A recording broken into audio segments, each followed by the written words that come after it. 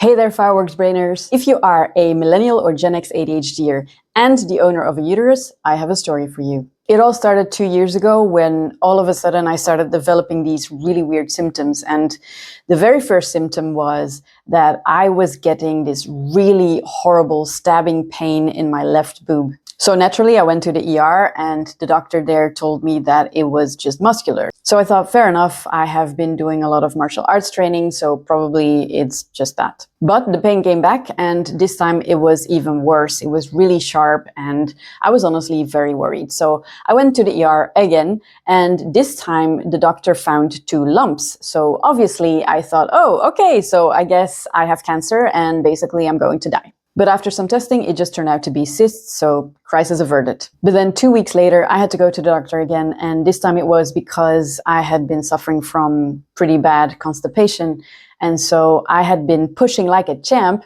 and because of that, I had a pain in my behind. So the doctor diagnosed me with Asbury's, also known as hemorrhoids, and so off I went. But while all of that was happening, I actually was also suffering from a voice that would just randomly change and would get really hoarse. And I also had this really strange feeling in my throat, almost like there was a lump in there. So obviously I went to a bunch of specialists and basically they just didn't find anything. They couldn't tell me what was causing it. And to be honest, they also just really didn't give a flying fuck. Eventually I managed to figure out that basically it was just perimenopause at the age of 38. And before you scroll on, this is actually normal for women with ADHD. And that is because for women with ADHD, the perimenopause symptoms are actually worse, and they are worst when we are around 35 years old, whereas for neurotypical women, that's more around 45 years old. So as we know from my story, perimenopause is not just about hot flashes and missed periods. There are a lot of different symptoms that can actually show that you have perimenopause. For example, the boob pain was caused by changes in breast tissue and also the fact that we retain more water, which means that those cysts were filling up and that was giving me my pain. Then the Asbury's were basically caused by a slower digestion, which meant that I was experiencing that constipation and that I had to push harder. And then my throat issues are probably caused by a triple whammy, like acid reflux, stress, which causes your throat muscles to tighten up, and then also the drying out of the mucous membranes in your body. And that includes your throat tissues and your vocal cords as well. So because those mucous membranes are drying out, the mucus that you do have in your throat gets thicker and stickier, which makes it harder to clear. But also because it's heavier, it feels like you constantly have to clear your throat, and that is also harder to do. On top of that, usually your throat is more irritated and inflamed, which then leads to more mucus, which leads to you having to actually clear your throat more often. And that makes it sound like this.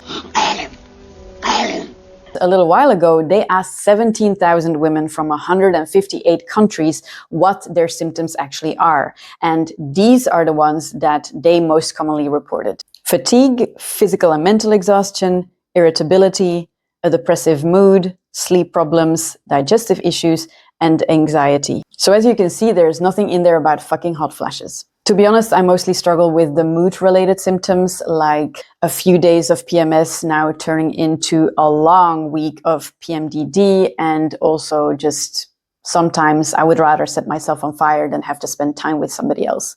But I think I mostly suffer from those symptoms because I already take care of the other ones. So I exercise, I have a healthy diet, I watch my sleep hygiene, and of course I take supplements as well to take care of my sleep problems and the fatigue and the brain fog. So if you are between 35 and 45 and you have ADHD and you are recognizing some of these symptoms, and the doctor can't find anything, this is important, first always rule out other causes, then you might just be in perimenopause. The good news is that there are plenty of options out there to help us. It can be lifestyle changes, like what I mostly do. You can take supplements, and you can also take HRT. This week, I will be talking about andropause, which is the male menopause, in my newsletter. So if you're interested in something like that, then you can always subscribe to my newsletter by clicking on the link in my caption. And of course, as always, if you are interested in ADHD health info, subscribe to my channel.